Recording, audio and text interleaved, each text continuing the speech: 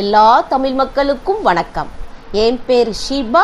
Welcome to Sheeba சமையல். இன்னைக்கு நம்ம வீட்டு சமையல்ல கடலை பருப்பு, அதாவது பூம்பருப்பு சுண்டல் தான் செய்ய போறோம். அதுவும் குழையாம செய்ய போறோம். ஃபஸ்ட் இந்த ரெசிபி பண்ணுறதுக்கு தேவையான அளவுக்கு பூம்பருப்பு, அதாவது கடலைப்பருப்பு எடுத்துக்கோங்க. நல்ல சுத்தமான கடலைப்பருப்பாக பார்த்துக்கோங்க. இது மாதிரி ரொம்ப நாள் ஸ்டோர் பண்ணி வச்சதும் வேண்டாம். நல்லா ஃப்ரெஷ்ஷான கடலைப்பருப்பாக எடுத்து 2 முறை கழுவிக்கோங்க. நீங்கள் பாத்திரத்தில் வேக வைக்கிறதா இருந்தால் கரெக்டாக ஒரு 10 நிமிஷம் ஊற வச்சுக்கோங்க. ரொம்ப நேரம் ஊற வைக்க வேண்டாம். நீங்கள் குக்கரில் செய்கிறீங்க அப்படின்னா நீங்கள் ஒரு 2 நிமிஷோட ஊற வைக்கணுங்கிறது கிடையாது. நல்லா கழுவிட்டு அப்படியே அந்த கடலைப்பருப்பை குக்கரில் சேர்த்துட்டு அது கூட ஒரு 1/2 ஸ்பூன் அளவுக்கு மஞ்சள் தூளும் தேவையான அளவுக்கு உப்பும் சேர்த்துட்டு அது முங்குற அளவுக்கு தண்ணி ஊற்றிக்கோங்க. தண்ணி தாராளமாக சேர்த்துக்கிடலாம். அந்த தண்ணியை நம்ம வேஸ்ட் பண்ணிடுங்க. அதில் வாய்வு ப்ராப்ளம் இருக்கிறதுனால அந்த தண்ணியை வேஸ்ட் பண்ணிவிட்டு அந்த பருப்பை மட்டும் நம்ம தாளிச்சு விட்டுலாம். இது நீங்கள் பாத்திரத்தில் வேக வைக்கிறீங்கன்னா ஒரு கொதி வந்ததுக்கு அப்புறமா நீங்கள் உப்பு சேர்த்துக்கிடலாம். இப்போ நான் இன்னைக்கு ஒரு விசில் வச்சு எடுத்துருக்கிறேன். நீங்கள் உங்களுடைய குக்கருக்கு தகுந்த மாதிரி விசில் வச்சு எடுத்துக்கிடலாம். இந்த பூம்பருப்பு நல்லா அப்படி பூவாக மலர்ந்து வெந்து வந்திருக்கணும்.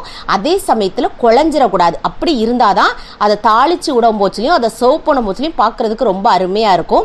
இப்போ பாருங்கள், நான் உங்களுக்கு ஒரு பருப்பு எடுத்து நசுக்கி காமிக்கிறேன். இந்த அளவுக்கு நல்லா மசிஞ்சும் நம்மளுக்கு வெந்து வந்திருக்கும். அதே சமயத்தில் அது நல்லா உதிரியாக ஒன்றோட ஒன்று சேராமல் இருக்குது பாருங்கள். இப்போ அதில் உள்ள தண்ணியெல்லாம் நல்லா வடிகட்டிக்கோங்க. இதை மாதிரி வடிகட்டிட்டோம் அப்படின்னா அந்த பருப்பை நம்ம தாளிச்சு விடும் போச்சுல ரொம்பவே பார்க்குறதுக்கு அருமையாக இருக்கும், சாப்பிட்றதுக்கும் டேஸ்டியாக இருக்கும். இதை மாதிரி ஒரு 10 நிமிஷம் அப்படியே விட்டுருங்க. அதுக்கப்புறம் தாளிக்கிறதுக்காக ஒரு பேனை ஹீட் பண்ணி 2 ஸ்பூன் எண்ணெய் சேர்த்துக்கோங்க. எண்ணெய் அதிகமாக வேண்டாம். எண்ணெய் சூடேறவும் கடுகும் உளுந்தம்பருப்பு சேர்த்து பொரிய விடுங்க. கடுகு நல்லா பொரிஞ்சு வரட்டும். உளுந்தம்பருப்பு நல்லா செவந்து வரவும் இதில் ஒரு சின்ன துண்டு இஞ்சி சேர்த்துக்கோங்க. இஞ்சிலாம் நம்ம கண்டிப்பாக சேர்த்துருக்குறோம். இப்போ இதை நல்லா ரோஸ்ட் பண்ணி விட்டதுக்கு அப்புறமா ஒரு 2 பச்சை மிளகா, 2 வரமிளகா, 2 எனக்கு கருவேப்பிலை சேர்த்துக்கோங்க. இந்த பச்சை மிளகாலையும் இந்த வரமிளகாலையும் உள்ளே இருக்கிற விதையை நீக்கிட்டு சேர்த்திங்கன்னா சின்ன பிள்ளைகள் சாப்பிடும் போது அந்த அளவுக்கு காரம் தட்டுப்படாது. இப்போ அடுத்ததாக ஒரு 1/4 ஸ்பூன் அளவுக்கு பெருங்காயத்தூள் சேர்த்துக்கோங்க. இந்த இஞ்சி துண்டு பெருங்காயத்தூள்லாம் கண்டிப்பாக சேர்த்துருக்கணும். ஏன்னா கடலைப்பருப்பு வாய்வுள்ளே அதுக்காக.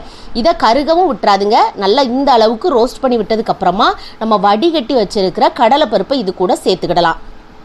சேர்த்துட்டு இப்போ நல்லா ஒரு ஆட்டை கலந்து விடுங்க. லைட்டாக அதில் ஈரப்பசம், அதாவது தண்ணி இருந்தது மாதிரி இருக்கா, அதனால நீங்கள் தீயை மீடியம் ஃப்ளேமில் வச்சு ஒரு மூடி போட்டு விட்டுட்டீங்க. அதாவது கரெக்டாக ஒரு 2 நிமிஷம், அப்படி இல்லைன்னா ஒரு 3 நிமிஷம் தான், ரொம்ப நேரம் வேண்டாம். இப்போ அந்த கடலைப்பருப்பு லைட்டாக அப்படி சூடாகி அந்த தண்ணியெல்லாம் இழுத்துரும். அதுக்கப்புறமா ஸ்டவ்வை ஆஃப் பண்ணிவிட்டு உங்களுக்கு தேவையான அளவுக்கு தேங்காய் பூவும் கொஞ்சம் பொடிசாக நறுக்கின கொத்தமல்லி தலையும் சேர்த்துக்கோங்க. சேர்த்துட்டு நல்லா மிக்ஸ் பண்ணிவிட்டு நீங்கள் சர்வ் பண்ணி பாருங்கள்.